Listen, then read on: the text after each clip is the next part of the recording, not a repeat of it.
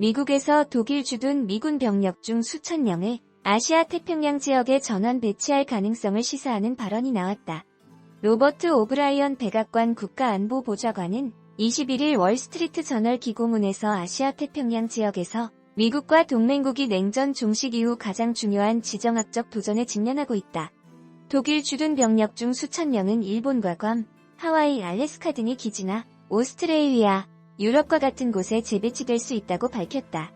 오브라이언 보좌관은 특히 두 강대국인 중국과 러시아에 맞서기 위해 미군은 더 전진적으로 해외에 배치돼야 한다며 미국이 독일 주둔 미군을 34,500명에서 25,000명까지 줄이려는 이유라고 설명했다. 이어 독일 같은 대규모 기지에 많은 병력의 부대를 주둔시키는 냉전 시대 관행은 시대에 뒤떨어진 것이라고 지적했다. 다만 그는 구체적인 내용은 아직 검토 중이라며 아직 베를린이 나서서 리더십을 발휘할 시간이 남아있다고 말했다. 오브라이언 보좌관의 발언은 도널드 트럼프 미 대통령이 지난 15일 독일이 충분한 국방비를 지출하지 않는다며 독일 주둔 미군 병력을 감축하겠다는 뜻을 밝힌 이후에 나온 것이다. 일본 NHK 방송은 이 기고문 내용을 전하며 미국이 독일 주둔 병력을 인도, 태평양 지역에 배치하겠다는 것은 중국을 염두에 둔 것이라고 분석했다. 다만 공화당 내에서조차 미국 정부의 이런 움직임이 유럽 안보에 미칠 영향을 우려하는 목소리가 나오고 있다고 전했다.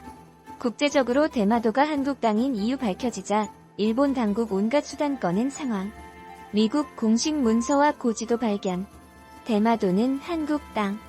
대마도를 방문하면 이렇게 적힌 글귀를 찾는 게 어렵지 않다고 합니다. 신사는 물론이고 식당과 술집, 화장실 벽에서도 쉽게 발견할 수 있습니다. 한국 관광객들이 적어놓은 것이겠죠. 이 글귀를 보면 대마도에 관한 한국인들의 생각을 읽을 수 있습니다. 현재 인터넷을 찾아보면 대마도가 한국 땅이냐, 일본 땅이냐에 대한 찬반 논란이 있습니다. 생각보다 적지 않은 한국인들이 대마도를 일본 땅이라고 주장하기도 합니다. 상당히 이해하기가 어렵습니다. 역사적인 여러 자료를 봐도 지리적으로 봐도 한국 땅이 분명한데 말이죠.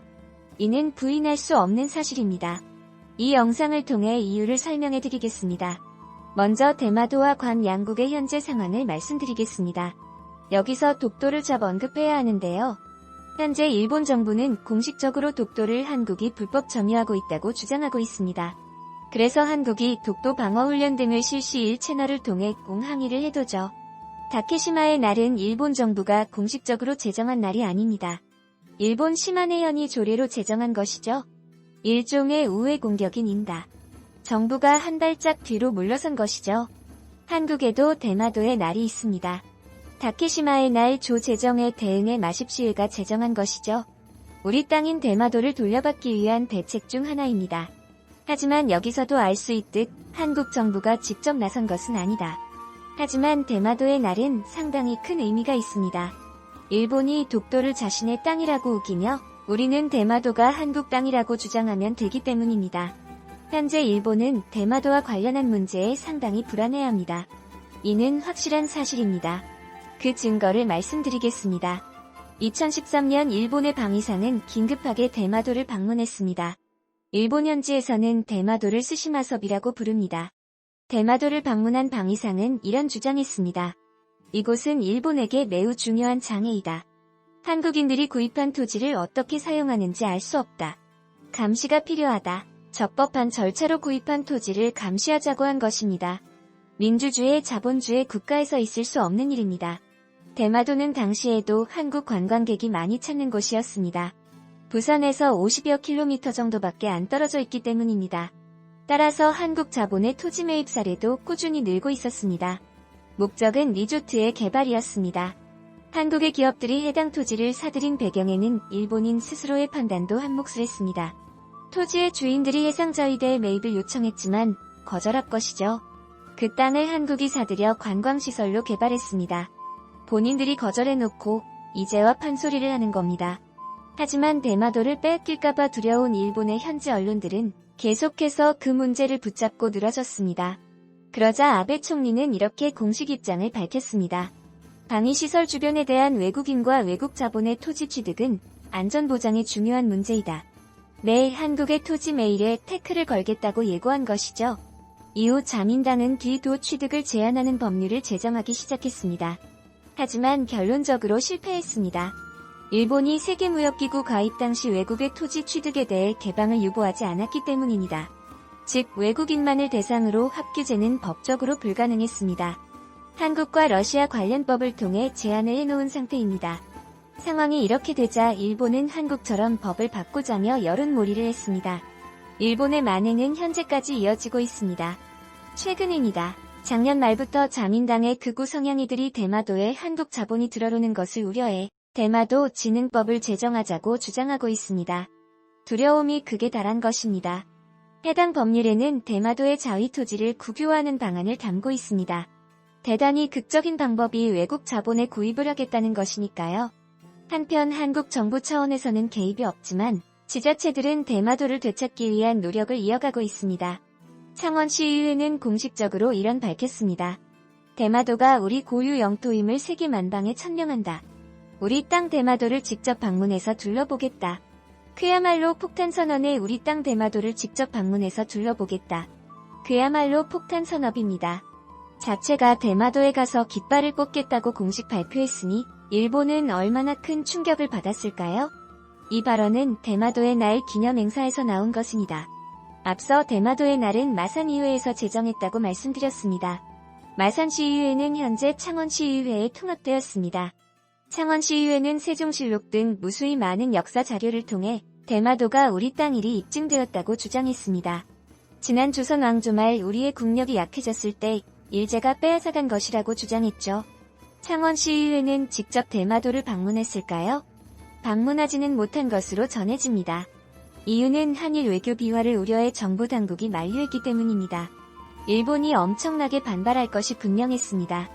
만약 실행에 옮겼다면 너무나 통쾌했을 텐데 아쉽네요. 하지만 창원시의회의 결단은 적지 않은 교훈을 주었습니다. 또한 창원시의회는 영토를 되찾기 위해 대마도의 날을 꾸준히 이어가고 있습니다. 앞서 창의회는 대마도가 한국 땅이라는 증거로 세종실록을 울릉도에 있는 독도박물관 입구 바위돌에는 세종실록 제1권에 실렸던 글씨가 새겨져 있습니다.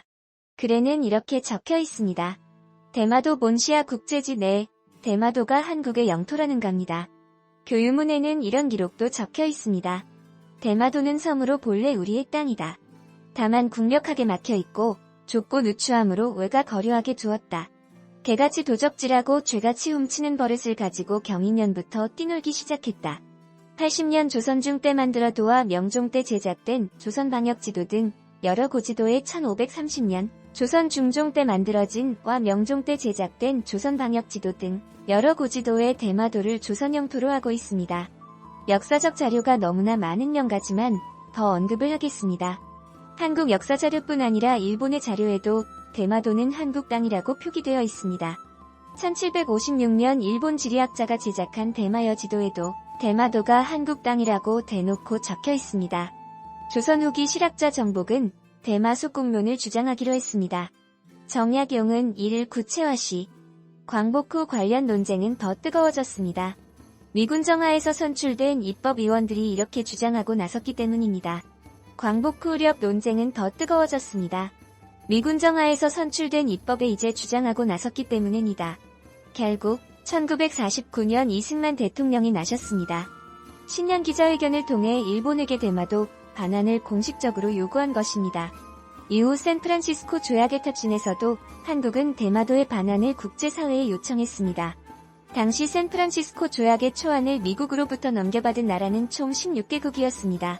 그중 14개국은 제2차 세계대전을 함께 연합국 이외에 단 2곳이 그중 14개국은 제2차 세계대전을 함께한 연합국이었습니다. 연합국 이외에 단 2곳이 전달받았는데 바로 한국과 일본이었습니다. 한국은 연합국의 일원이 아니었기에 상당히 이례적이었습니다. 한국은 답신의 독도는 언급하지 않았습니다. 그 이유가 뭘까요? 간단합니다. 독도는 당연히 한국의 영토였기 때문에 언급할 필요가 없었습니다. 결론적으로 미국 공식 문서에 관련 내용이 고스란히 기록되어 있습니다. 대마도와 관련한 논쟁은 앞으로도 계속 이어질 것입니다. 결론적으로 미국 공식 문서에 관련 내용이 고스란히 기록되어 있습니다. 대마도와 관련한 논쟁은 앞으로도 계속 이어질 것입니다. 마지막으로 대마도를 한국이 돌려받을 수 없다고 주장하는 이들의 의견을 간단히 언급하고 마무리하겠습니다. 마지막으로 대마도를 한국이 돌려받을 수 없다고 주장하는 이들의 의견을 간단히 언급하고 마무리하겠습니다. 고려나 조섭은 역사적으로 선보다 북방 영토 회복에 더 많은 정성을 기울였다. 그래서 대마도를 등한시했다. 세종 때 대마도를 정별했지 정복한 건 아니다. 따라서 일본이 실효적으로 지배하던 기간이 길어 돌려받기 어렵다.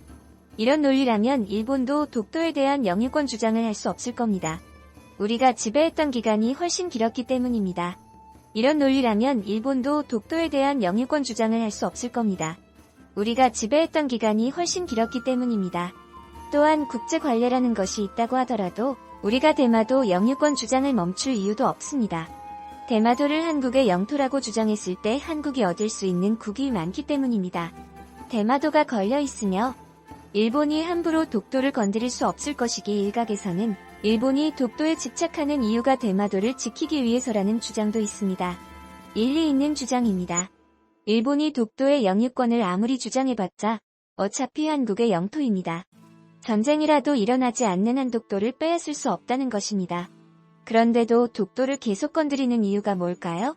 한국은 독도를 방어하기 위한 수단 포기해서는 한국은 독도를 방어하기 위한 수단으로라도 대마도에 대한 반환을 포기해서는 안 됩니다. 그리고 꼭 한국의 영토로 귀속될 수 있도록 국제적 노력을 계속해 나가야 합니다. 시청해주셔서 감사합니다. 구독, 좋아요 부탁드립니다. 시청해주셔서 감사합니다. 구독, 좋아요 부탁드립니다.